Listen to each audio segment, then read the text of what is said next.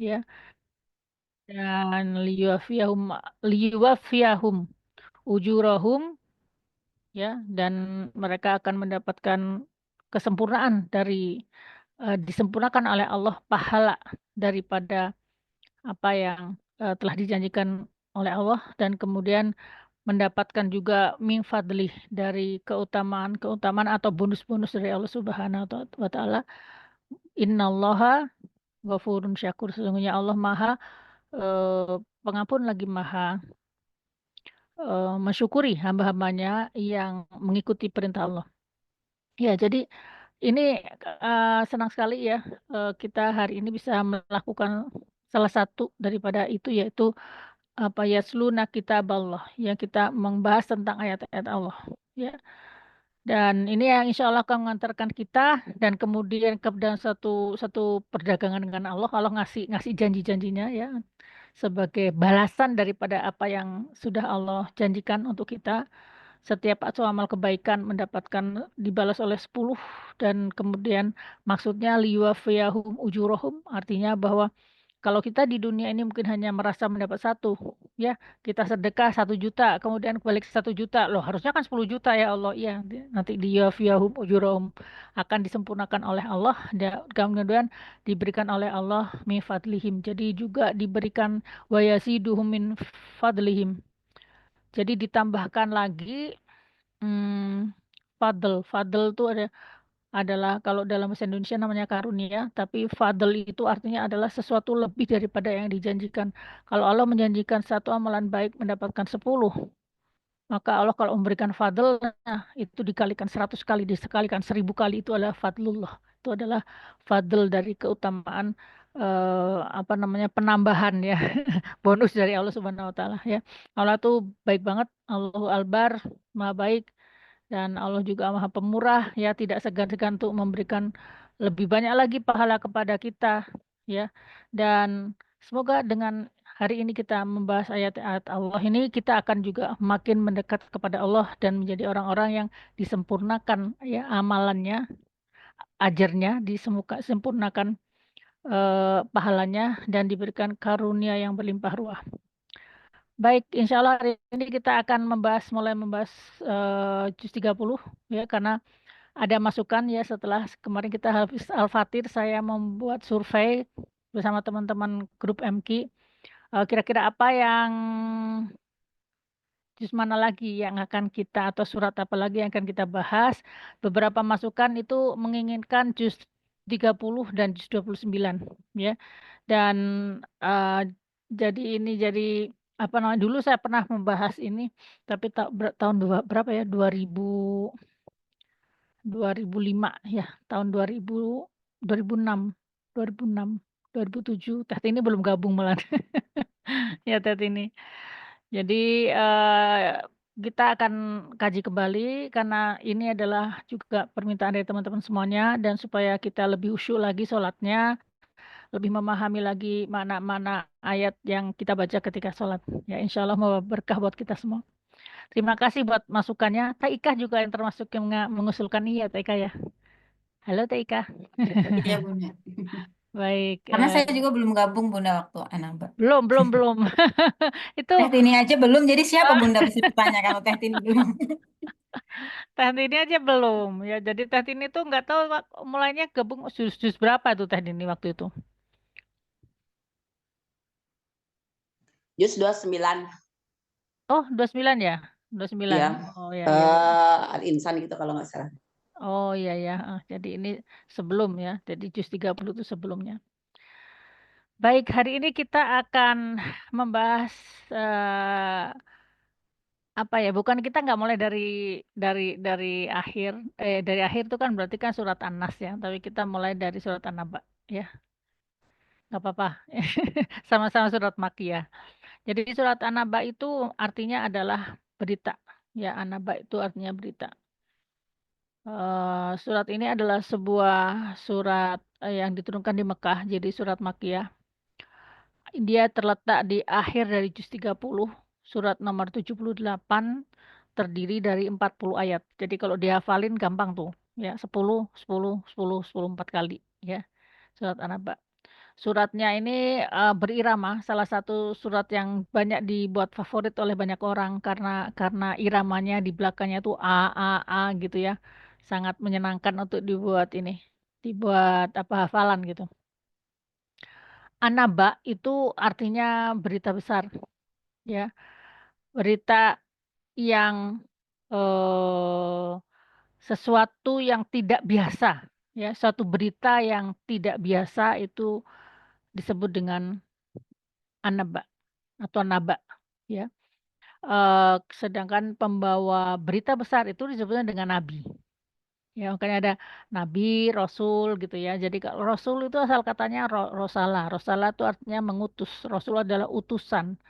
Tapi nabi artinya adalah yang membawa berita besar, ya. Apakah yang disebut dengan berita besar? Berita besar adalah suatu berita yang menghebohkan, berita yang menggemparkan, berita yang orisinil dan kelihatannya tuh belum bukan berita yang biasa-biasa saja gitu kan. Berita yang menarik perhatian banyak orang ya. Itu disebut dengan An-Naba ya. Surat An-Naba ini berita besarnya apa? Ya, berita besarnya itu adalah adanya hari kiamat ya. Adanya kehidupan setelah mati. Jadi setelah hari kiamat itu ada kehidupan lagi. Kemudian adanya kebangkitan, ya, adanya padang mahsyar, adanya yaumul hisab atau hari perhitungan, adanya surga dan adanya neraka. Itu adalah disebut dengan berita besar. Ya, Mbak, kok berita besar kalau kita kan enggak kali kita, ya iya karena kita sudah dari kecil diajarkan tentang hal ini. Sehingga tidak merasakan bahwa ini adalah sesuatu yang besar karena dari kecil kita udah diajarkan tentang berita besar ini. Nah, jadi surat An-Naba ini 40 ayat itu isinya tentang berita besar itu. Ya, membahas tentang berita besar yang disampaikan oleh Rasulullah SAW. Baik, coba kita lihat next slide. Jadi kita lihat juga kita kalau memahami sebuah ayat itu ada baiknya juga supaya kita itu memahami juga asbabun nuzulnya. Ya, kondisi masyarakat saat itu. Ya, dan dalam bab tafsir Quran itu ada yang disebut dengan asbabun nuzul atau sebab-sebab turunnya ayat ya. Asbab itu sabab jamaknya asbab ya. Nuzul penurunan. Jadi sebab-sebab penurunan dari sebab-sebab penurunan dari suatu ayat ya. Jadi dalam hal ini ya Ustadz Hadi Hidayat menceritakan ya bahwa pada saat awal turunnya Al-Qur'an, manusia itu sudah terputus dari kenabian selama hampir lebih daripada 600 tahun ya. Kan Rasul itu lahirnya kan 670 ya Masehi. Jadi sudah 600 tahun tidak ada kenabian. Dan saat itu juga posisinya juga berbeda ya. Ini kalau Rasulullah SAW di Arab Saudi, daerah Arab, Jazirah Arab, kalau para nabi-nabi yang dahulu itu kan mereka adalah dari golongan Yahudi ya. Jadi lokasinya itu ada sekitar Yerusalem atau wilayah konflik sekarang itu Israel, Yerusalem, apa namanya jalur Gaza, Suriah itu semua itu adalah tempat turunnya para nabi gitu ya. Yordania ya, Timur Tengah ya kalau kita bilangnya ya. Jadi saat itu nabi-nabi banyak di area itu, area Timur Tengah ya, dan mereka adalah nabi-nabi yang diturunkan dari jalurnya Nabi Ishak, yaitu anak yang kedua dari Nabi Ibrahim alaihissalam. Karena Nabi Ibrahim punya dua orang putra, yang pertama adalah Ismail, yang kedua adalah Ishak. Meskipun Ishak itu adalah anak dari istri yang pertama ya. Jadi yang kemudian setelah itu cerita Nabi Ismail ketika masih bayi, Allah memerintahkan Nabi Ibrahim alaihissalam untuk meletakkan dia di gurun pasir untuk menjadi cikal bakal ya dari sebuah komunitas di padang pasir saat itu. Dan dari keturunan Ismail itulah kemudian lahirlah Rasulullah SAW. Jadi ada seperti link yang terputus. Karena itulah juga kenapa Nabi Muhammad SAW itu tidak mudah diterima oleh kalangan orang-orang yang beriman pada ahlul kitab di zaman dulu ya. Karena kenapa? Karena eh, Rasulullah SAW itu kenabiannya tuh tidak seperti yang biasanya gitu loh. Biasanya dulu kalau di zaman kenabian itu kan mulai kita lihat Ibrahim aja ya. Jadi misalnya Ibrahim itu dari Nabi Ibrahim, Ishak, Yakub, Yusuf, Ayub ya, sampai sebawah itu mereka tuh saling bertemu loh dari para nabi. Jadi nabinya udah mulai sepuh kemudian bertemu dengan apa ada nabi penggantinya. Bahkan ada nabi yang bersamaan cuman beda lokasi. Jadi Nabi Ibrahim dan Nabi Lut itu pada satu zaman ya, hanya berbeda lokasi. Ya, eh, jadi saat itu nabi itu banyak ya. Nabi itu ada kalau dari para ahli tafsir mengatakan sekitar ada 300.000 nabi. Ya, ada 300 sekitar, jadi yang banyaknya itu 300.000 nabi. Dan mungkin juga ada nabi-nabi yang tidak kita ketahui namanya ya. Dan ada juga nanti nabi di akhir zaman yang dia tidak punya pengikut. Sampai ada seperti itu, tapi tetap saja disebut dengan nabi karena nabi itu pada hakikatnya adalah yang memberikan berita ya, yang memberikan berita-berita yang besar yaitu an-naba itu. Baik, jadi kemudian Rasulullah SAW ini menjadi kurang bisa diterima karena Rasul itu terputus 600 tahun. Dia bukan keturunan Ishak, jadi bukan Bani Israel, jadi keturunan dari Arab, jadi ini nggak konvensional gitu. Nabi Muhammad SAW ini tidak seperti nabi-nabi yang lain sehingga agak sulit buat orang-orang yang ahlul kitab yang zaman itu untuk bisa menerima Rasul, kecuali mereka yang kemudian memegang ayat-ayat ayat-ayat dalam apa namanya dalam Injil yang menceritakan tentang memang menceritakan bahwa akan ada nabi penutup gitu yang bernama yang artinya yang amanah ya, yang amanah itu al-amin, al-amin ya Rasulullah SAW. Jadi kemudian jadi terputuslah ya, terputus dan saat itu akhirnya orang menjadi apa ya, lupa ya, terhanyut dari nilai-nilai kenabian, risalah kenabian yang tauhid itu.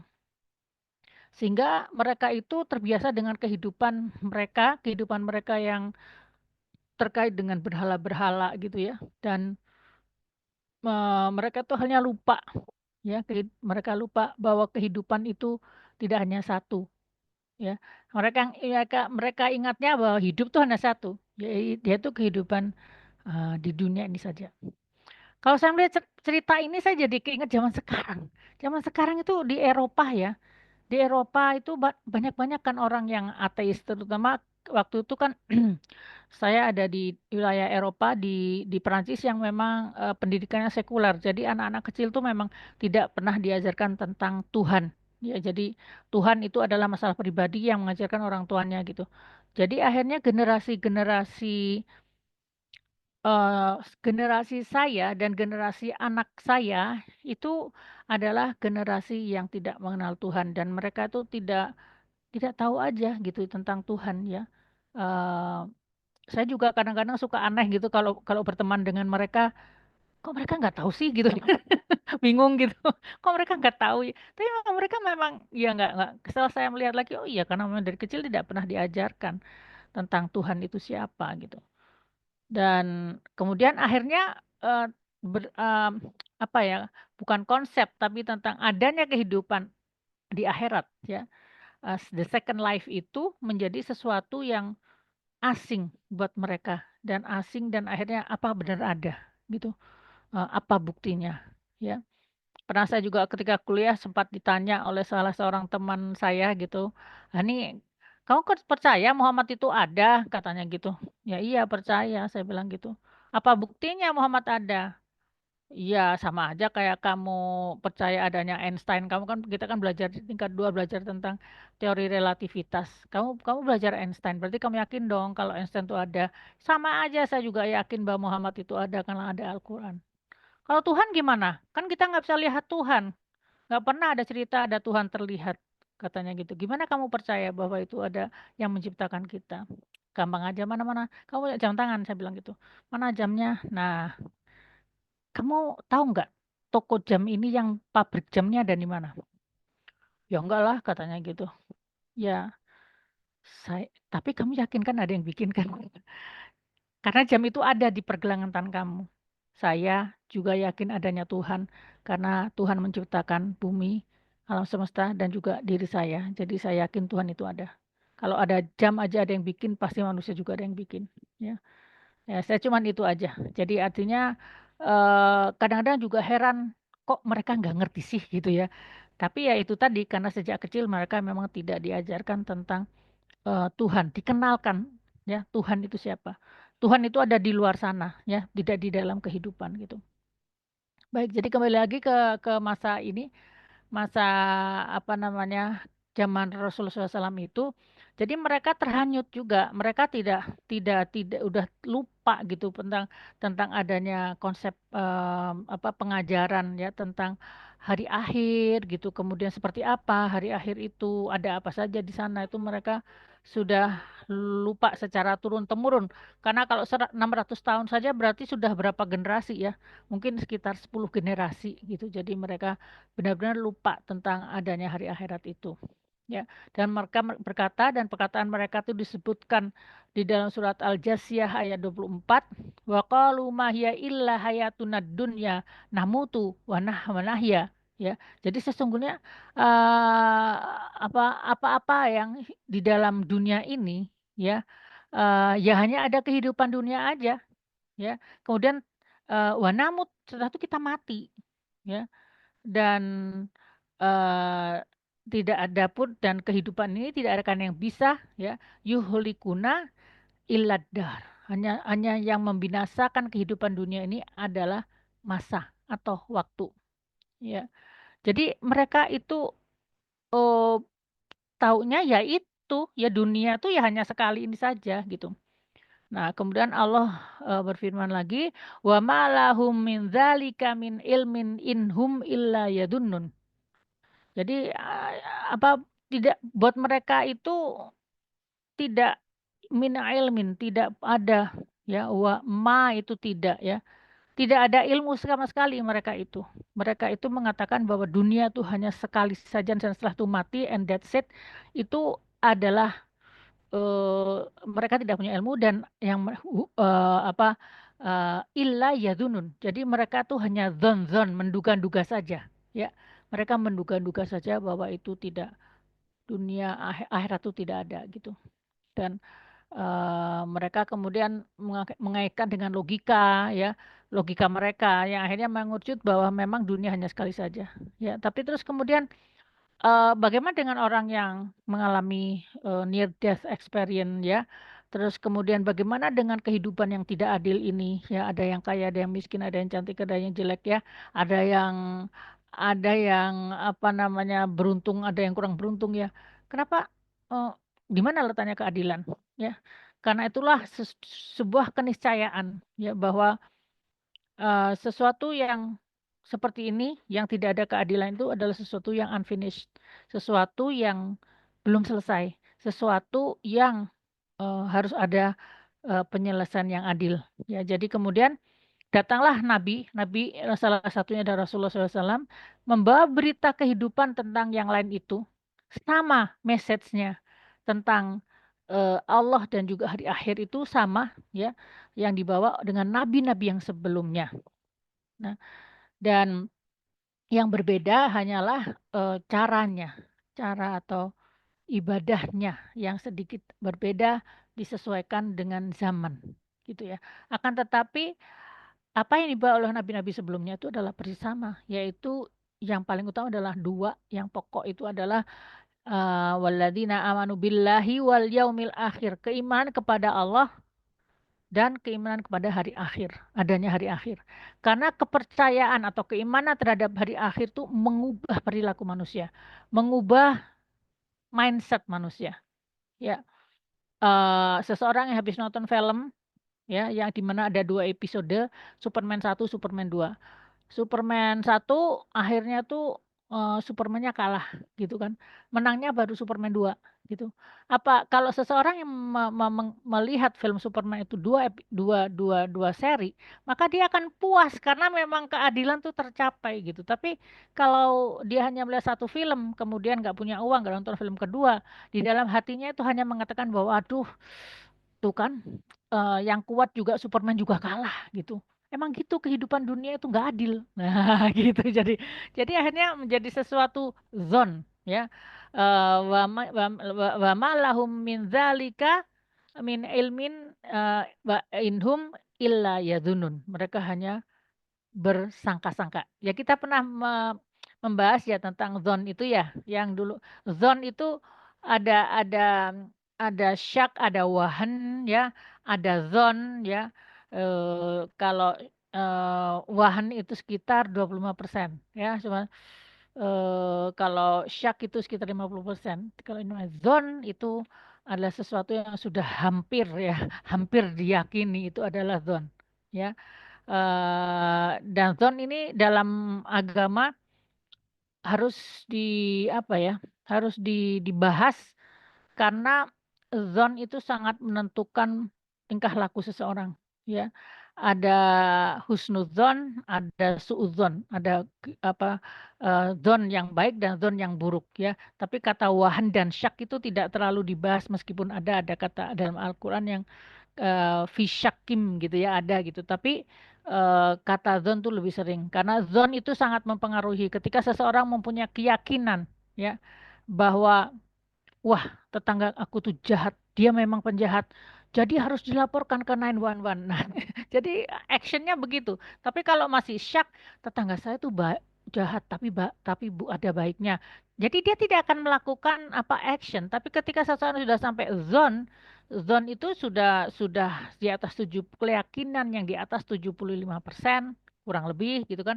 Sehingga menjadikan seseorang itu melakukan action terhadap dari keyakinan atau zonnya itu gitu.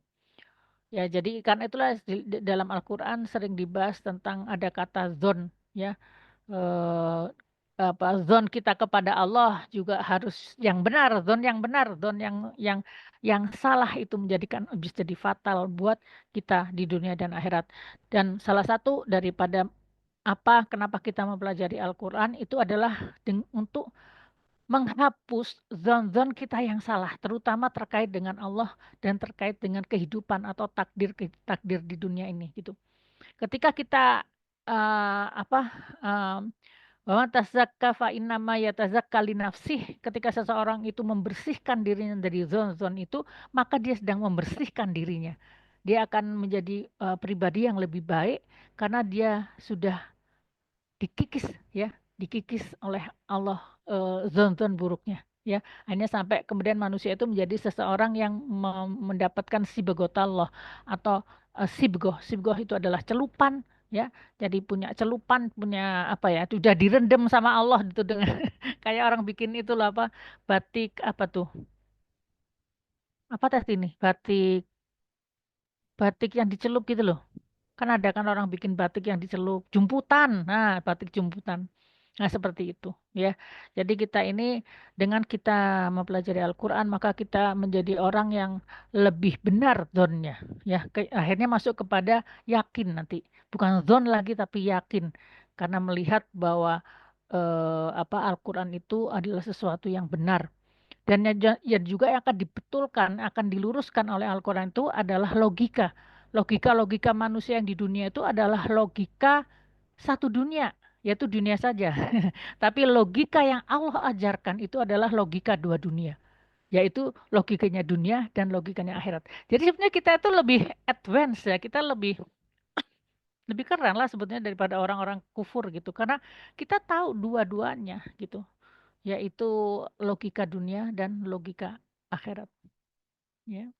Kalau logika dunia, contoh logika dunia itu satu ya, satu ditambah satu sama dengan berapa Teh ini?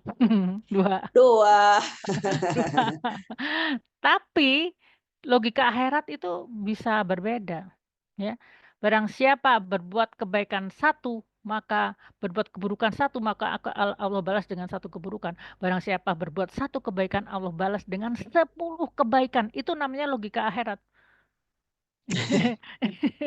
Logika akhirat itu. Jadi satu jadi 10 gitu kan. Ya. Kalau ada lagi logika dunia, diskon nih 50%, ya. Diskon 50%. Artinya dari satu, kalau kita spend money 100.000, kita dapat barang dua, diskon 50%. Kalau di dalam Al-Quran itu nggak kayak gitu. Di takdir Allah itu satu dapat berapa tes ini 10. Jadi diskon berapa itu?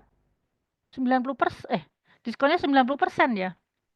Itu Iya, enggak sih? 50%. Itu minimal itu. Diskon minimal itu 90% kalau di Al-Quran itu. Belum lagi nanti kalau yang namanya oleh Allah ditambah apa namanya di reward dengan 70 kali, di reward dengan 700 kali, atau di reward dengan bighairi hisab. Itu kan benar-benar, maaf ya, diskon gila-gilaan gitu loh. Maksudnya nggak ada di dunia itu. Jadi maksudnya itulah kita di Al-Quran tuh belajar tentang logika logika dunia akhirat ya. Kalau di dunia ini kita belajar di universitas, kita belajar logika logika dunia. Baik, jadi kembali lagi ya, kembali ke tadi yang tentang ini. Jadi orang-orang ini, orang-orang zaman zaman itu, ketika zaman Rasulullah itu, ketika Rasul menyampaikan tentang Al-Quran, menyampaikan tentang kiamat, tentang kemudian ada kebangkitan gitu, itu orang tuh ini barang baru nih, ini menggemparkan gitu. Karena Rasul itu terkenal dengan orang yang sangat amanah.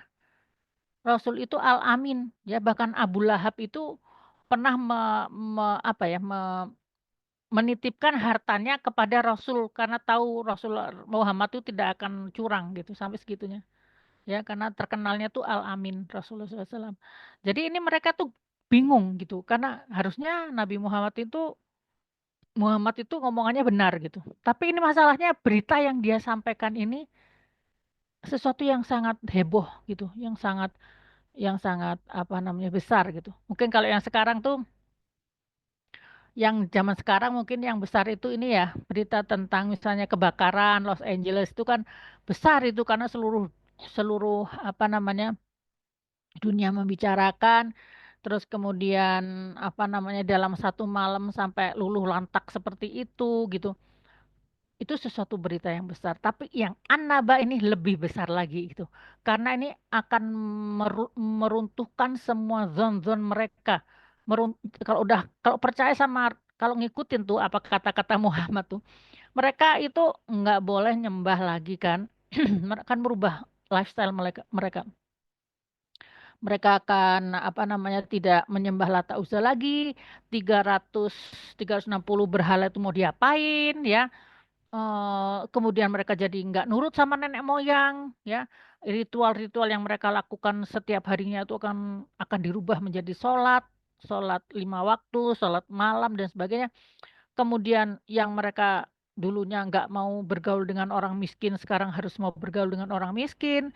Yang dulunya pengennya teh berkelahi aja, sekarang juga harus berbuat baik kepada orang yang dolim kepada dia gitu. Jadi itu dengan percaya kepada Rasulullah SAW itu meluluh lantakkan konsep-konsep kehidupan mereka, dunia dan akhirat. Nah, jadi berat sekali buat mereka. Karena itulah kemudian mereka mengatakan ini sebut dengan An-Naba, ya, sebuah berita yang sangat besar. Ya, selanjutnya, eh a'udzu billahi minasyaitonir rajim. Bismillahirrahmanirrahim. Amma yatasaalun 'anin naba'il azim. Ya. Am Amma itu artinya dari kata apa, tentang tentang sesuatu, ya. Tentang sesuatu, ya, tasa alunnya, mereka saling bertanya-tanya, ya. Kata kata bertanya itu adalah kata sa'ala. Yang kita pernah dilihat, kita ada surat apa tuh? Sa'ala sa'ilum bi'adabi waqi lil kafirina laisa lahu dafi'. minallahi dzil ma'arij. Surat apa tuh? Ma'arij. Al-Ma'arij dimulai dengan sa'ala sa'ilub. Jadi sa'ala itu artinya bertanya, ya. Kemudian tasa'ala itu adalah kalau ada kata tak di depan salah satu arti dari penggunaan penambahan kata tak di depan sa'ala artinya adalah saling, ya. Misalkan kata doroba, ya doroba itu memukul. Tadoroba artinya ya saling pukul, gitu kan.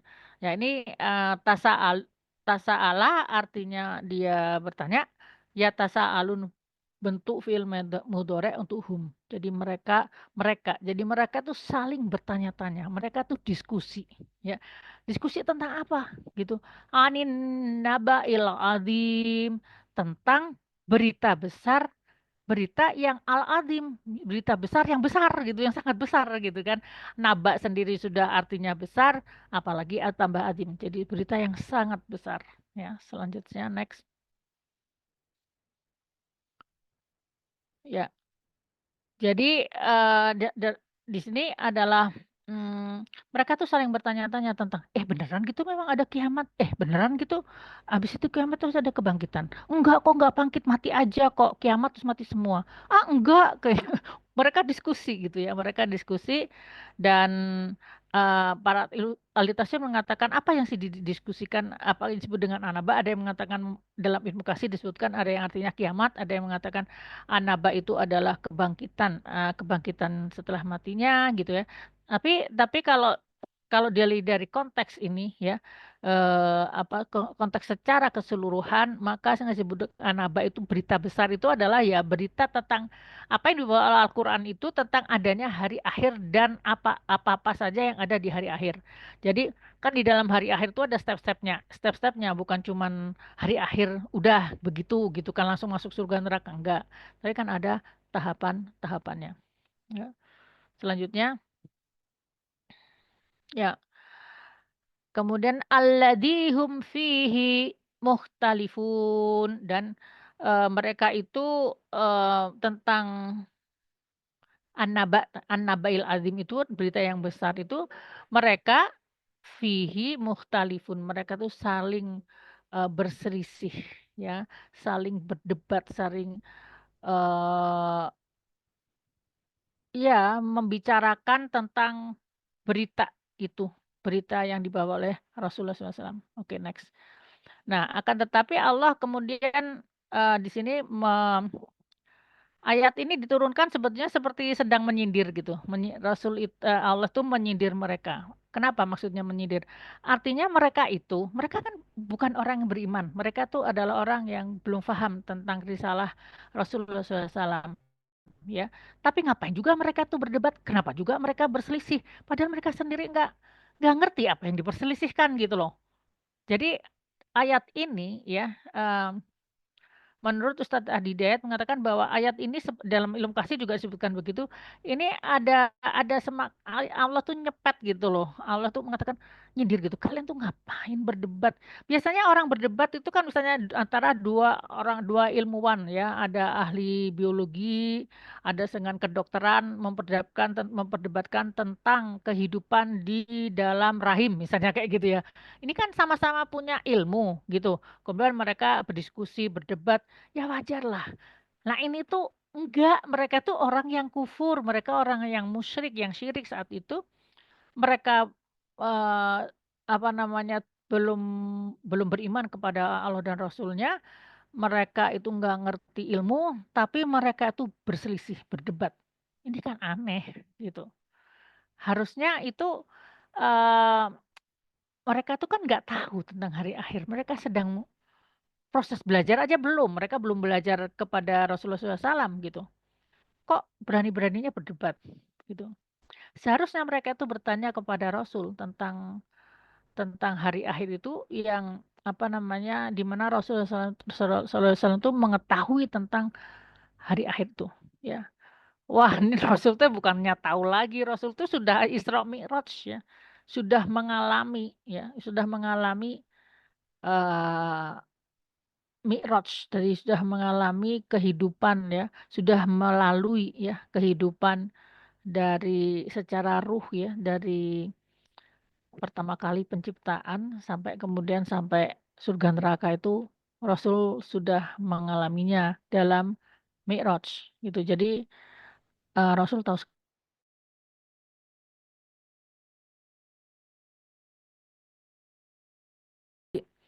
kemarin kita pernah membahas dalam surat Al-Ma'arij ya, kalau Isra Mi'raj itu kita hitung dengan yaumin kana fihi miqdaruhu khamsina alfasana, satu hari di yaumul akhir itu sama dengan 50.000 tahun.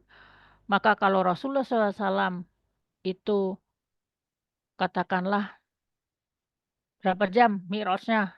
4 jam, 5 jam. Maka Rasul itu sudah menjalani puluhan ribu tahun. Jadi memang sangat mungkin bahwa Rasulullah SAW itu memang ketika Mi'raj itu kan kecepatannya yaumin kana fihi miqdaruhu khamsina alfasana. Jadi sangat mungkin bahwa Rasul itu memang menjalani ketika orang sudah sampai pada relativitas di mana sudah materinya sudah tidak ada. Kan itu teori instan seperti itu. Sudah apa namanya kecepatannya itu lebih dari kecepatan cahaya, maka space itu, ruang itu akan menyempit ya, dan waktu itu sudah seperti tidak ada ya, tidak ada waktu. Baik, begitu ya. Jadi kembali lagi pesan moral daripada ayat ini adalah ya buat kita ya, jangan berdebat untuk hal-hal yang tidak kita ketahui. Boleh kita berdiskusi tentang sesuatu, tapi kalau kita udah tahu ya kita diskusilah, nggak apa-apa, bagus gitu mengasah menambah pemahaman kita. Tapi kalau hal-hal yang tidak diketahui dengerin dulu gitu, belajar dulu ya, jangan langsung berdebat ya, karena ini memang pesan moralnya dari ayat ini seperti itu. Baik, selanjutnya. Kalla saya'lamuna summa kalla saya'lamun ya. Kalla itu artinya sekali-kali tidak. Sa itu artinya akan. Ya alamun, alama artinya mengetahui. Ya alamun dari fi'il mudhari untuk hum ya, untuk mereka. Jadi sekali-kali tidak ya. Kamu jangan banyak debat gitu kan. Kamu tidak meyakini tentang hari akhirat ini ya. Padahal saya alam kalian itu akan mengetahuinya karena kalian pasti akan menjalani hari akhirat itu. Ditambah lagi ayat kelima, summa dan kemudian kala saya lamun. Kamu nanti akan mengetahui dan bukan hanya mengetahui, kamu akan menjalaninya. Hari akhirat itu. La haula wala quwata illa billah ya. Jadi ini adalah ayat ini apa namanya sebetulnya seperti sebuah peringatan ya. Sebuah peringatan yang keras kepada orang-orang yang tidak percaya kepada hari akhir, bahwa apa namanya, kalian itu akan sampai ke situ. Hati-hati. 2 kali diulang, ini kan seperti pengulangan kata summa itu artinya kemudian. Jadi seperti menguatkan statement Allah bahwa betul kalian itu akan tahu, akan melihat summa akan melihat dengan ainal yakin gitu, dengan mata yang penuh dengan keyakinan karena memang menjalaninya ya. Dan ini adalah bukti ya daripada, dan setelah itu Allah dalam ayat selanjutnya akan menjelaskan tentang bukti-bukti atau logika-logika Al-Qur'an yang menjadikan bahwa akhirat itu memang harus ada ya. Dan manusia itu pasti akan mengalami hari akhirat itu, akan mengalami kiamat meskipun kalau sudah mati ya jasadnya mengalami merasakan kiamat itu, akan mengalami kebangkitan, akan mengalami padang mahsyar di mana Allah melupakan manusia sama dengan ketika manusia bima nasitum, ketika manusia melupakan Allah ketika di dunia itu. Makanya wala dzikrullahi akbar, hendaklah kita zikir kepada Allah itu besar artinya, karena ketika kita zikir kepada Allah itu artinya kita ingat kepada Allah. Sehingga insya Allah nanti di akhirat juga Allah akan ingat kepada kita. Tapi padang mahsyar memang semuanya ya, semuanya akan merasakan itu. Kemudian ada hari hisab dan akhirnya surga atau neraka. Ya, jadi kalau saya alam Summa kalla saya'lamun. Kita semua akan mengalami itu semua. La haula wala quwata illa billah ya. Semoga Allah memberikan kekuatan kepada kita untuk menjalani hari-hari yang sulit di kemudian hari itu, dan kita perlu menabung di dunia ini, perlu menabung kebaikan amal soleh yang menjadikan kita nanti tidak mengalami kesengsaraan setelah kita mati ya. Baik, karena dengan amal soleh itu mungkin di padang apa di alam kubur juga kita ditidurkan ya, jadi tidak melihat cacing, tidak melihat keburukan, diperlihatkan surga dan kita tidur kembali sampai hari kebangkitan, dan hari kebangkitan juga kita kemudian di padang mahsyar diberikan naungan bagi siapa yang menghafal Al-Qur'an, maka akan diberikan naungan ya. Eh, Kemudian setelah itu ada hari hisab yang panjang ya. Dan jangan lupa hari hisab itu ada yang bigoi hisab ya. Ada manusia-manusia yang kalau disebutnya al-muqarrabun ya, dalam surat apa tadi ini? Waqiah ya, surat Al-Waqiah. Al-Waqiah itu ada mereka disebut dengan al-muqarrabun. Jadi orang-orang yang dekat dengan Allah, dan mereka itu bigoi hisab. Mereka tidak mengalami hari hisab. Mereka tidak menunggu hisab itu, tidak menunggu manusia-manusia yang lain, dan mereka tuh masuk ke dalam surga secepat kilat, ting gitu ya. Sekejap seperti kedipan mata mereka sudah ada di surga. Waduh, keren banget itu. Tidak tidak harus menjalani sirotol mustaqim ya. Udah pleng aja ting langsung di dalam surga. Masya Allah. Aduh ya Allah. Allah marsukna. Gimana teh ini, kita mau mohon apa enggak nih? Mohon aja ya. Ya, mohon Allahumma. aja ya. Semoga Allah menjadikan dengan kasih sayangnya, dengan fadlillah, semoga siapapun yang hadir di sini diberikan oleh Allah, dimasukkan ke dalam golongan murqarabun dan dimasukkan ke dalam surga bighairi hisab ya. Sungguh ya Allah, amalan kita memang sedikit, dosa kita masih banyak, akan tetapi karena Engkau meminta kita untuk memohon kepada Allah, maka kita memohon kepadamu ya Allah, mudahkanlah urusan kami di akhirat, di dunia dan juga di akhirat nanti, birahmatika ya arhamar rahimin, amin amin ya Allah rabbal alamin. Baik, selanjutnya selanjutnya kita masuk kepada ayat 6. Ayat 6, di sini Allah mulai menunjukkan tentang Allah ya. Kan tadi 1 sampai 5 itu membahas tentang An-Naba ya, dan reaksi orang kaum musyrikin mendengar berita tentang akhirat itu, adanya akhirat itu ya. Kemudian Allah mundur ke belakang ya. Allah mundur ke belakang, Allah mengingatkan tentang banyak hal ya. Dan dengan mengingatkan itu kemudian manusia diminta oleh Allah untuk berpikir gitu. Apakah yang selama ini ada di depan mata itu sesuatu yang begitu saja ada ya, atau sesuatu yang mempunyai makna, atau sesuatu yang tidak ada maknanya ya. Kadang-kadang manusia kan melihat dunia ini tidak bermakna ya, tapi kalau kehilangan dia merasa itu bermakna. Contoh aja udara, kita jarang memikirkan tentang udara, kita menerima udara itu just take it for granted gitu, jadi gratis gitu ya, nggak ada masalah ya, ya napas ya napas aja lah gitu kan, nggak, emangnya kenapa napas ya biasa aja, semua orang juga napas gitu. Tapi ketika napas itu menjadi sulit ya, ketika sekarang juga katanya di Los Angeles tuh orang-orang mulai kesulitan untuk mendapatkan udara karena sudah toksik ya, si abunya itu apa namanya, udaranya itu jadi sangat polutif sehingga mereka sulit untuk bernafas. Nah, jadi ketika saat seperti itu menjadi merasa bahwa oh iya ya, apa namanya, berharga sekali ya udara yang bersih itu ya. Baik, jadi sebetulnya apa yang ada di depan mata kita itu sudah jelas, sudah ada. Bahkan ketika kita bayi, kita juga sudah melihat dunia ini. Kita sudah melihat bumi, ngelihat langit, ngelihat ngelihat awan, ngelihat makanan, ngelihat beras, ya ngelihat makanan, ngelihat minuman, itu udah dari lahir kita melihatnya. Dan karena itulah kemudian kita merasa itu normal-normal saja, ya, biasa aja gitu loh.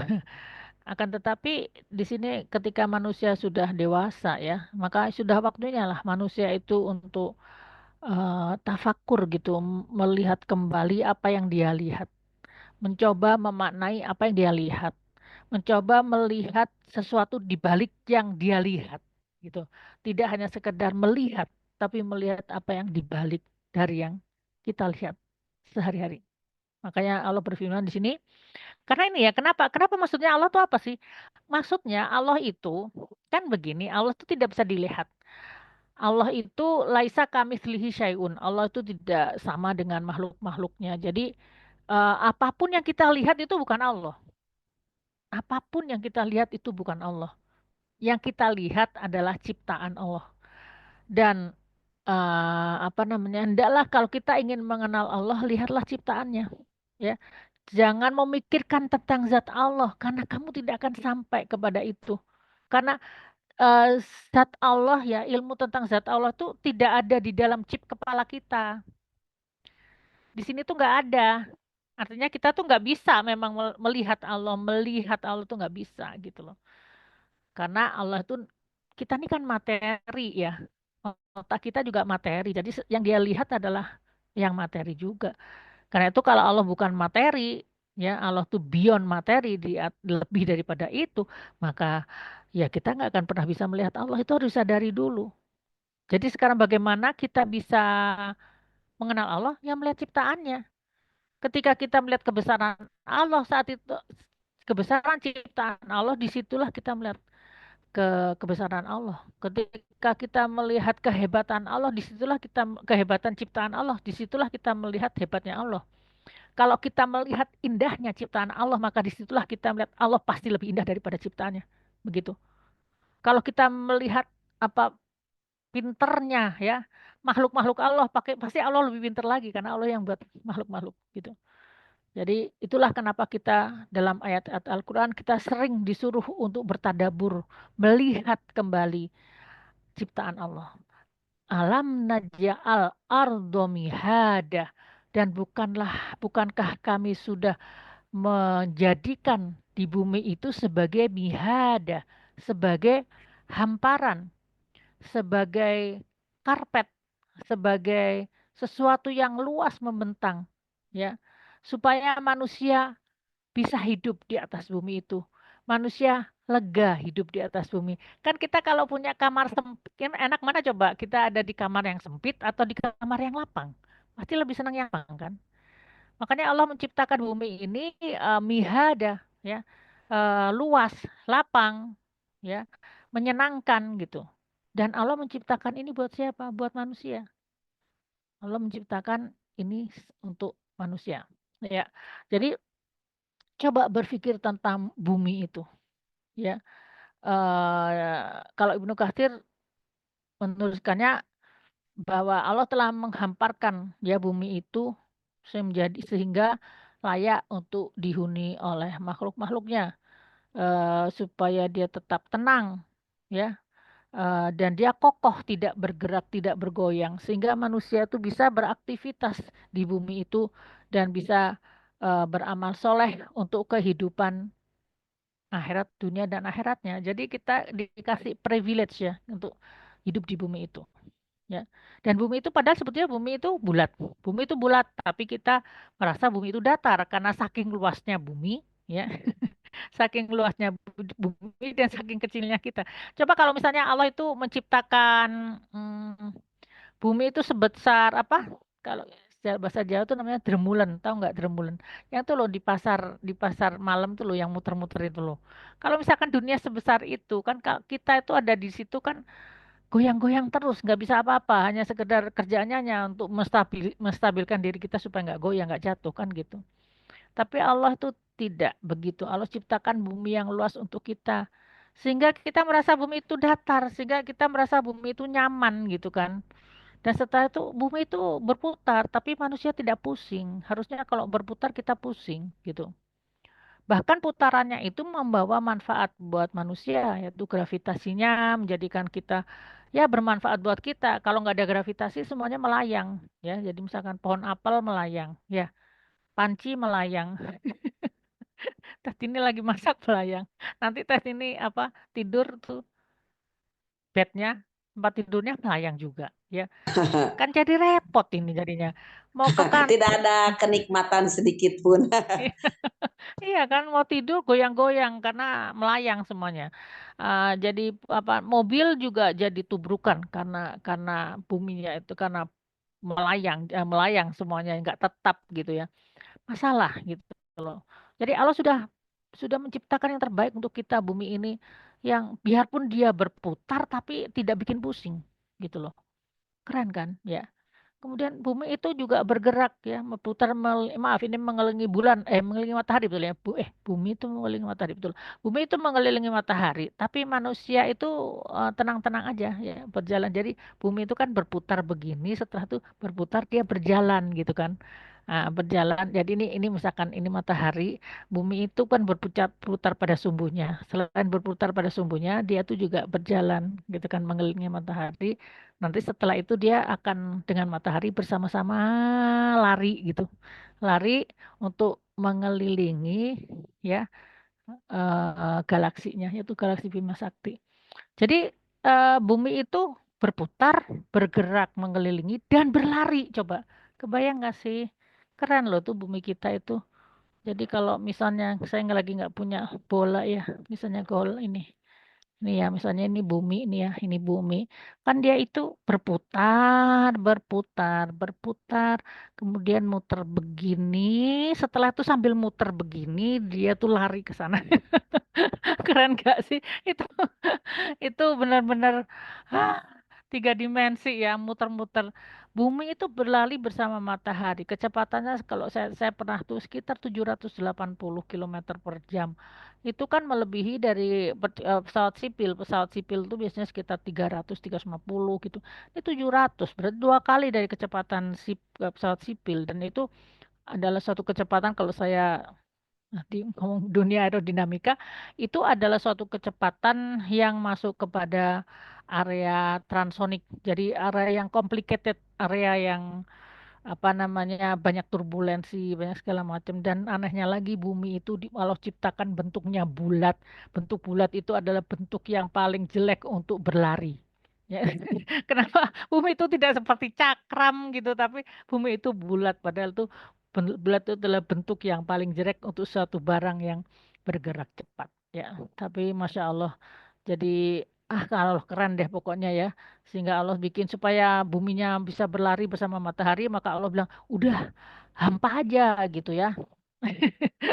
Apa namanya di luar bumi itu dijadiin hampa aja. Jadi buminya bisa berlari dengan tenang, manusia di dalamnya nggak goyang-goyang, bisa tidur, bisa makan, bisa pokoknya segala macam bisa merasakan kenikmatan. Begitu sayangnya Allah kepada kita ya. Masya Allah. Baik, selanjutnya setelah itu ada waljibala autada.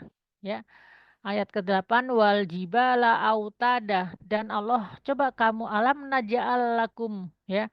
Alam naja'al maaf. Alam naja'al ardo mihada waljibala autada. Jadi Allah sudah menjadikan bumi. Setelah itu Allah menjadikan gunung juga ya. Gunung-gunung bang banyak gitu. Apa sih gunung tuh emang ngapain sih gunung tuh ada di situ ya ada di muka bumi. Gunung itu juga salah satu tugasnya adalah amazing sebagai pasak. Autada waljibala autada dia sebagai pasak ya. Pasak pasak tuh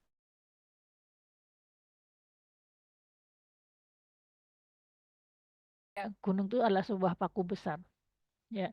Jadi fungsi daripada pasak itu adalah untuk menstabilkan, mengokohkan sehingga bumi itu menjadi tenang. Makhluk yang di dalamnya juga jadi tenang ya jadi bisa beraktivitas coba kita lihat teh tolong slide yang sebelumnya tentang bumi bahwa kita itu ada di bumi itu dalam istilahnya dikerak ya di kulit bumi ya di kulit bumi Di kulit bumi ini tipis sekali. Para ilmuwan mengatakan lebih tipis daripada kulit jeruk. Maksudnya jeruk dan kulit jeruk sangat lebih tipis. Mungkin kayak kulit sawo kali ya, tipis gitu. Nah, dan dia itu di dalamnya apa coba? Bumi itu di dalamnya adalah magma. Loh, kenapa teh?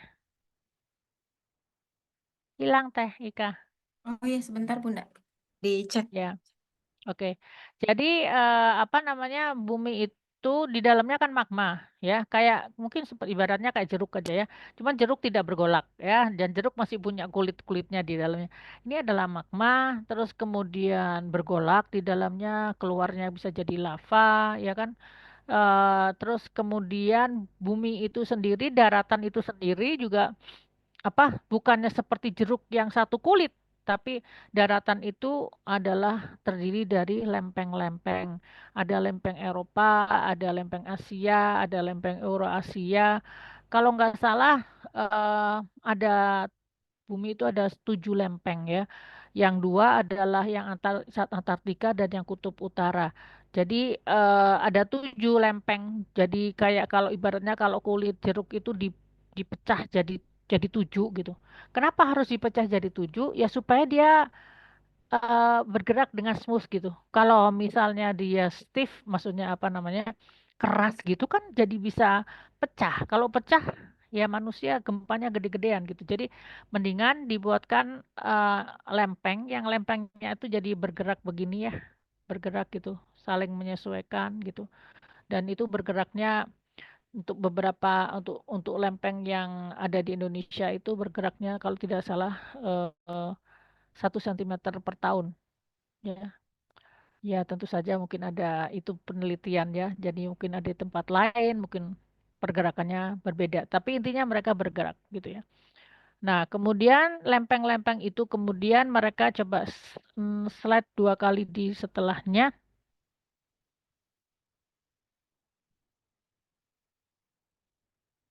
Lagi-lagi. Nah, ini. Jadi ini ada lempeng. Kita lihat di sini itu ada lempeng di sebelah kiri itu yang menghujam ke bawah. Dari kiri menghujam ke bawah. Itu ada lempeng. Nah, lempeng yang satunya yang di atas. Nah, yang dari kanan itu, ya yang warna coklat tua itu lempeng. Nah, ini kemudian ya lempeng ini dan lempeng yang sebelah kiri ada yang kanan ada kiri. Itu mereka bertemu. Teng gitu kan ya, bertemu. Nah, setelah bertemu, maka kemudian lempeng yang satu menghunjam ke bawah menjadi seperti akar daripada gunung itu. Lempeng yang atas itu terlipat ke atas dan dia menjadi gunung. Ya, menjadi gunung. Dan karena dia itu gunung-gunung ini itu adalah sebetulnya campuran dari dua apa tumbukan dari 2 lempeng itu, sehingga dia itu kayak kalau kita tuh kayak gini ya. Kalau misalnya lempeng-lempeng jadi satunya jurus ke bawah, satunya ke atas, jadi itu jadi ngelipet jadi gunung gini ya. Dan kemudian ini fungsinya nanti ada saluran magma segala macam, dan ini tuh sifatnya seperti pasak ya, seperti pasak. Jadi kayak kayak kalau kita ngejahit sesuatu itu kan kita dijahit begini terus kemudian kita kasih jarum gitu kan. Seperti itu ya.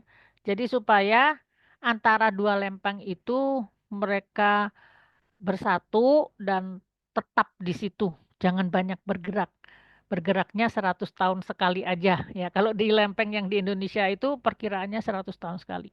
Tapi kenyataannya ya alhamdulillah udah hampir 100 tahun tidak terjadi sesuatu yang ada gempa-gempa kan kecil ya, tapi tidak apa namanya tidak katastrofik. Meskipun ada prediksi katanya di lempeng yang di Eurasia yang tempat Indonesia itu juga ada prediksi-prediksinya terjadi gempa besar karena sudah waktunya lebih dari 100 tahun gitu. Walau alam ya. Kalau misalnya kita berbuat baik, Allah mungkin mudahkan buat kita supaya jangan meledak sewaktu-waktu gitu ya. Jadi begitu ya. Jadi lempeng ya, jadi gunung itu dan kita lihat lagi di sini misalnya ada gunung ya. Gunung es misalnya. Gunung es tuh kalau kita gunung es segini tapi yang di dalam itu yang di bawah daripada gunung atau akar daripada gunung es itu lebih besar daripada di atasnya. Demikian juga dengan gunung. Gunung itu tinggi tapi yang akarnya jauh lebih tinggi, jauh lebih dalam lagi dan mereka itu membuat satu membuat satu ikatan gitu ya, sehingga menjadikan lempeng-lempeng itu stabil gitu ya. Kalau tidak ada gunung, maka lempeng-lempeng itu bergerak terus, bergerak begini terus, menyesuaikan diri terus, dan manusia goyang-goyang, goyang-goyang gitu. Nah, kalau di Indonesia memang lebih lebih lebih sering gempa bumi karena kita memang terletak di area pertemuan dua buah lempeng. Tapi kalau misalkan negara-negara kayak di Eropa itu enggak, yang Eropa yang Eropa Eropa Barat misalnya dia tuh ada tidak dalam pertemuan dua lempeng, jadi jarang terjadi gempa bumi. Ya, begitu ya. Jadi gunung-gunung itu juga bermanfaat buat kita. Oke, naik ke atas dulu teh. Ini slide kita yang terakhir ya. Baik, jadi di sini dalam surat Al-Anbiya disebutkan juga waja'alna fil ardi rawasiya antamida bihim waja'alna fiha fijaja subulal la'allahum yahtadun. Sesungguhnya kami menjadikan di bumi itu gunung-gunung ya yang kokoh supaya bumi itu tidak bergoyang bersama dengan mereka, dengan manusia, dan telah jadikan di bumi itu jalan-jalan ya, supaya yang jalan-jalan yang luas ya, subulan la'allahum yahtadun, supaya kalian semua mendapatkan petunjuk. Artinya supaya kalian berpikir dan kalian mendapatkan petunjuk bahwa semuanya ini adalah karunia Allah. Allah yang menjadikan ini semua, Allah yang mau desain bumi ini sedemikian rupa sehingga kita nyaman untuk ada di eh, berkehidupan, beraktivitas di muka bumi. Oke, satu slide lagi, Taika, sebelum kita akhiri. Baik, ada sebuah hadis At-Tirmizi yang terkait dengan penciptaan gunung. Ya, di sini dari Anas bin Malik, dari Muhammad SAW, beliau bersabda, setelah Allah menciptakan bumi, bumi itu bergoyang, ya, bergoncang. Maka Allah menciptakan gunung, ya, sehingga dengan gunung-gunung itu jadilah dan gunung itu menetap di atas permukaan bumi dan kemudian bumi itu pun menjadi tenang, jadi tidak bergoyang lagi. Para malaikat takjub dengan kehebatan gunung dan berkata, "Ya Allah, apakah ada di antara makhlukmu yang lebih hebat dari gunung?" Karena gunung itu hebat banget. Gunung itu menyatukan bumi yang bergoyang, lempeng-lempeng itu dan bergoyang sehingga gunung itu yang menjadikan bumi itu menjadi tenang, ya. Kemudian kagum kan malaikat itu, tapi kemudian malaikat bertanya ya, apakah ada di antara makhlukmu yang lebih hebat dari gunung? Maka Allah menjawab, ada, yaitu api. Ya. Wah, ini api itu yang kemarin yang melahap Los Angeles ya. Kemudian malaikat bertanya lagi, ya Allah, apakah ada di antara makhlukmu yang lebih hebat daripada api? Maka Allah menjawab, ada, air. Air itu memadamkan api. Ya, jadi harusnya tuh orang Los Angeles itu sholat istikho supaya turun hujan. Ya, kalau turun hujan udah inilah, nggak usah pemadam, udah usah damkar, ya insya Allah udah reda itu kebakarannya. Ya, kemudian ada kata Allah yaitu air yang lebih hebat daripada api. Maka malaikat bertanya lagi, ya Allah, apakah ada di antara makhlukmu yang lebih hebat daripada air? Allah menjawab, ada, yaitu angin. Ada air lebih hebat daripada air itu adalah angin, ya. Ya, angin itu bisa menjadikan air jadi tornado, ya, menjadikan api jadi tornado api, ya. Kemudian mereka bertanya, ya Allah, apakah ada di antara makhlukmu yang lebih hebat daripada angin? Ya, maka Allah menjawab, ada, yaitu anak keturunan Adam, yaitu manusia, manusia yang memberikan sedekah dengan tangan kanannya, ya, dan kemudian menyembunyikan dari tangan kirinya. Jadi sedekah ini dari sini juga menunjukkan keutamaan sedekah, bahwa sedekah itu lebih hebat daripada gunung, lebih daripada angin, lebih daripada air, lebih hebat daripada angin, ya, dan itulah yang lebih hebat, yang paling hebat yaitu sedekah. Saya jadi keinspirasi ya nih, by the way ya. Nah, kalau aja misalnya ya pemerintah Amerika Serikat itu ya mensedekahkan sebagian dari hartanya buat Palestina gitu ya, kayaknya tuh langsung padam ya itu Los Angeles ya, betul nggak Teh Tini? Iya, nampaknya. Benar nggak sih? Karena ini kan angin ya, air tuh. Udah di sana berkumpul jadi satu kan, api berkumpul ya udah di Los Angeles tuh ya. Angin udah berkumpul gitu kan. Ya, yang lebih hebat daripada itu apa? Sedekah. Wah, harusnya ini pemimpin Amerika ini bersedekah ya. Apalagi sedekah sama sama Gaza. Wah, udah deh selesai urusan itu. Urusan kebakaran tuh langsung diturunin hujan sama Allah udah selesai ya. Baik, itu hanya ini saya aja ya ini apa namanya pendapat saya aja. Baik, kita tutup ya. Alhamdulillahirobbilalamin udah sampai ayat 8 aduh tadi ayat 7 ya.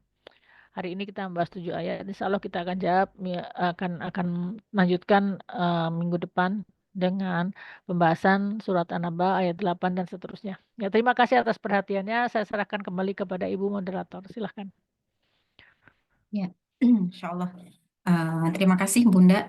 Em, apa penjelasannya tentang awal-awal ayat surat An-Naba. Insya Allah kita akan manfaatkan sisa waktu untuk tanya jawab bagi teteh ibu bapak yang ingin menanyakan sesuatu atau berbagi berkomentar khususnya tentang surat An-Naba, boleh langsung dibuka audionya atau boleh juga melalui chat. Jika tidak memungkinkan, silahkan. Iya.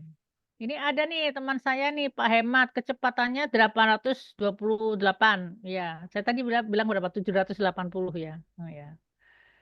Ya, mungkin ini alat-alatnya yang untuk yang ngedetek yang punya Pak Hemat lebih canggih ya, sehingga 800 ya keren tuh.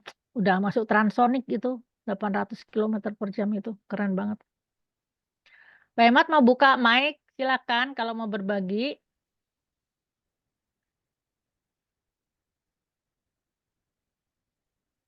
Kecepatannya 828.000 Eh, 1000 kilometer ribu ya? Ribu ya Allah. Iya, Jadi kurang ribu mah sangat keren ini cepat mah. sekali. 1000 kali lebih cepat. Loh, Dari berarti lebih dari itulah lebih daripada kecepatan suara ya. Kalau lebih dari lebih ya.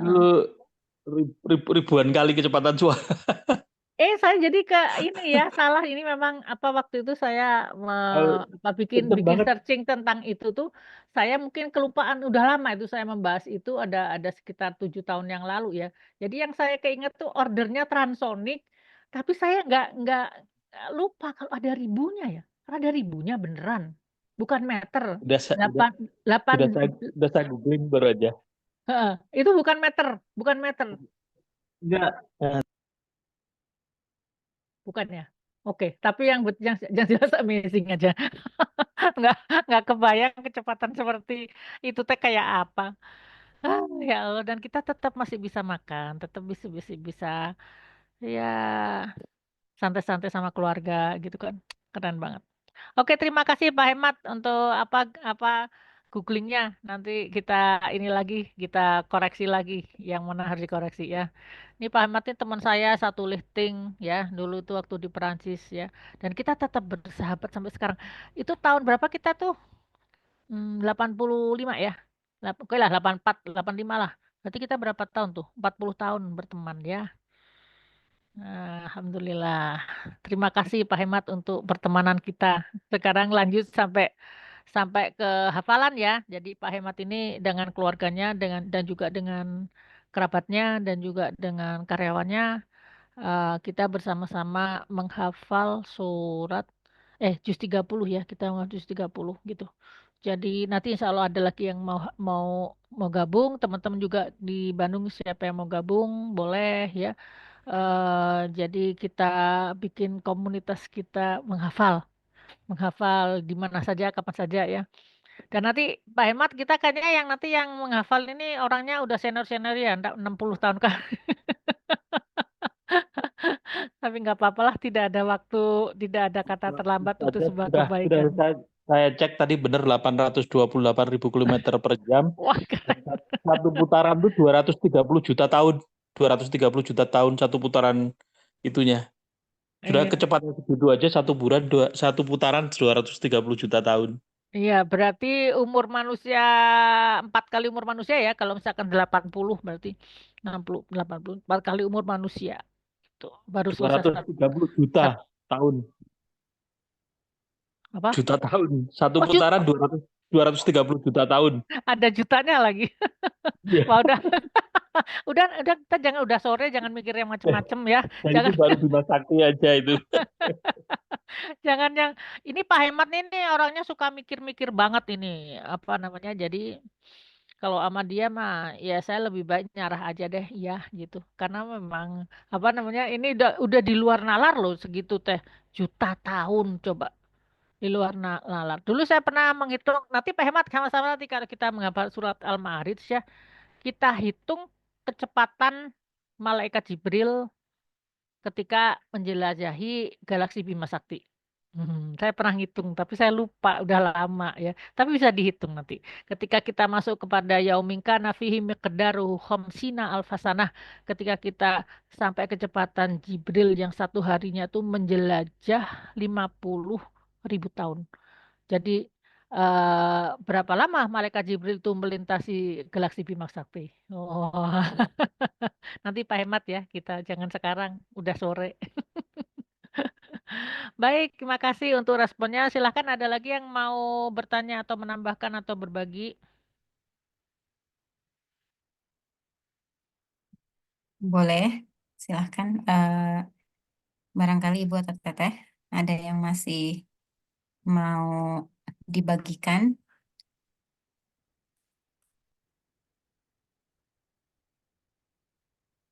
Ya, kita sudah di penghujung waktu ya, Teh. Betul, Bunda.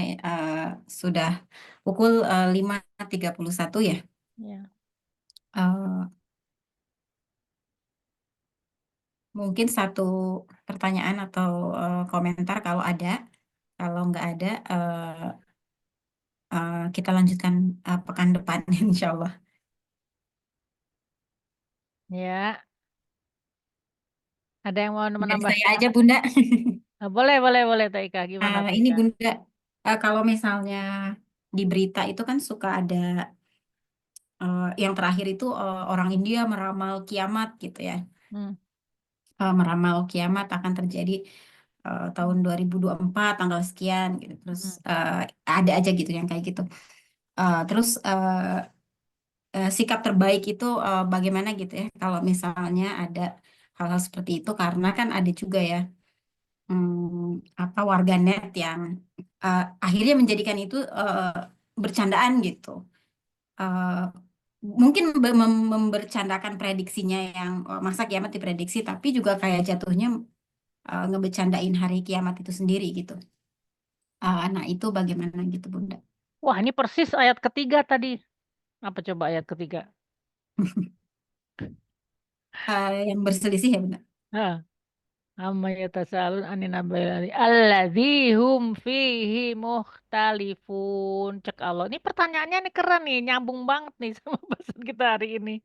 Jadi orang yang berdebat nggak ada ilmu kan ah, ilmu tentang kan ada yang bertanya sama Rasulullah SAW. Wahai Muhammad kapan itu hari kiamat? Ya. Wah ilmuha indallah.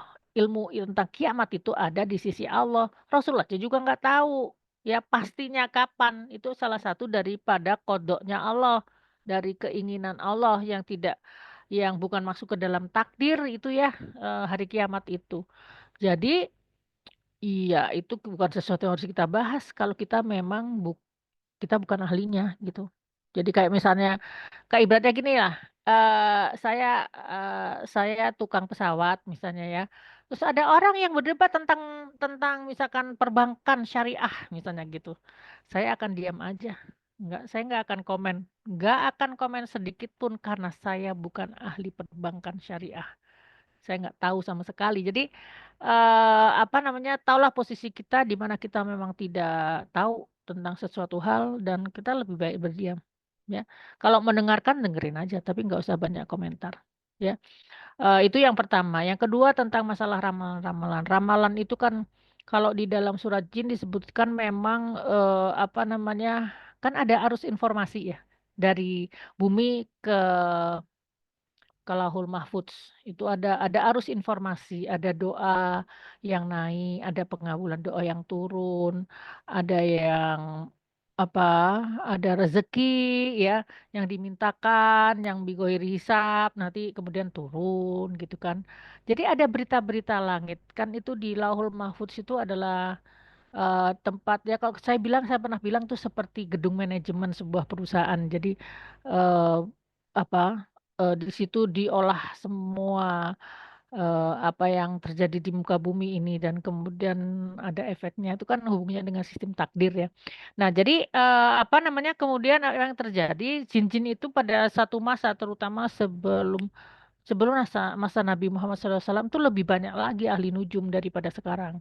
Nah, itu saat itu pada nongkrong tuh para jin-jin tuh, ada di surat jin, nanti kita sampai juz 29 ya. Itu ada jin-jin yang mereka tuh mencuri-curi ya berita yang lewat itu gitu loh. Kayak apa sih? Kang Hemat mungkin tahu. Jadi pencurian data gitu loh. Mereka ada data yang lewat diambil secomot, tapi sebetulnya datanya tuh mereka nggak dapat semuanya, karena yang arusnya tuh kan arus ya, arusnya malaikat gitu, dia ngambil comot comot comot. Jadi namanya juga orang maling ya, jadi nggak semuanya dia ambil gitu, nggak bisa dia ambil. Jadi berita-berita yang sedikit itu kemudian yang diberikan kepada dukun-dukun, sehingga dukun-dukun menjadi meramalkan ini, meramalkan itu gitu kan. Jadi apa namanya, tidak selalunya benar dia. Nah, apalagi tentang kiamat gitu kan. Nggak usah ditanggepin, kalau saya, menurut saya nggak perlu ditanggepin. Kalau mau tanggepin ya tanggapin bahwa ya semuanya adalah hanya Allah yang mengetahuinya, begitu aja ya. Kemudian yang selanjutnya, bagaimana dengan mempercayainya? Kalau mempercayainya itu dalam sebuah hadis disebutkan bahwa apabila seseorang itu kepada apa bertemu mempercayai datang kepada seorang dukun, maka sholatnya tidak diterima selama 40 hari. Gitu. Naudzubillah min dzalik. Jadi saya juga tentang masalah ramalan-ramalan itu ya. Saya suka nggak mau buka itu tentang YouTube atau apapun tentang ramalan. Saya nggak pernah mau buka. eh Apa namanya, buat saya khawatir aja saya terpengaruh gitu ya. Sedikit sedikit banyak terpengaruh gitu ya. Ya, tapi kalau yang Simpson itu, kalau Simpson mah punyanya setan. Jadi memang bekerja untuk bisa merealisasikan apa yang dia inginkan. Jadi seperti kayak orang planning gitu, seseorang seorang apa namanya direktur atau sebuah tim teknologi, dia memplanning sesuatu dan dia memastikan bahwa itu terjadi pada saat yang ditentukan. Itu bisa-bisa aja gitu. Jadi eh, itu intinya, Teh Ika mungkin bisa sedikit membantu. Ya, Bunda. Ya. Alhamdulillah. Eh, Terima kasih, Bunda. Apa ditutup aja, Bunda? Udah kayaknya udah Ya, waktunya ya. Kita sudah ininya. mm, terima Eh, kasih atas kehadiran teman-teman ya. ya, karena waktu sudah lewat juga ya, harusnya berakhir di 5.30. Alhamdulillah kita harus akhiri pertemuan sore ini. Insya Allah bertemu di pekan depan. Jazakumullah khair. Hatur nuhun kepada ibu bapak teteh yang sudah hadir. Mudah-mudahan Allah mudahkan kita untuk hadir kembali di kelanjutannya kajian tafsir surat An-Naba ini pekan-pekan selanjutnya. Kita tutup dulu dengan bersama-sama membaca hamdalah. Alhamdulillahirabbil alamin. Astagfirullahaladzim. Subhanak Allahumma bihamdika asyhadu an la ilaha illa anta astaghfiruka wa atubu ilaik. Terima kasih. Saya mohon maaf atas segala kekurangan. Assalamualaikum warahmatullahi wabarakatuh. Waalaikumsalam warahmatullahi wabarakatuh. Terima kasih Bunda Hani, Teh Ika, jazakumullah khairan Kami katsiran. sami hatur nuhun Bu Dewi, Bu Vila, Teh Eka, Teh Marina, Teh Widya, Teh Iis, Teh Inai, Bu Rosmana, Bu Daisy. Teh Tini, terima kasih. Saya izin akhiri Zoom-nya. Ya, terima kasih sama-sama. Jazakillah khair.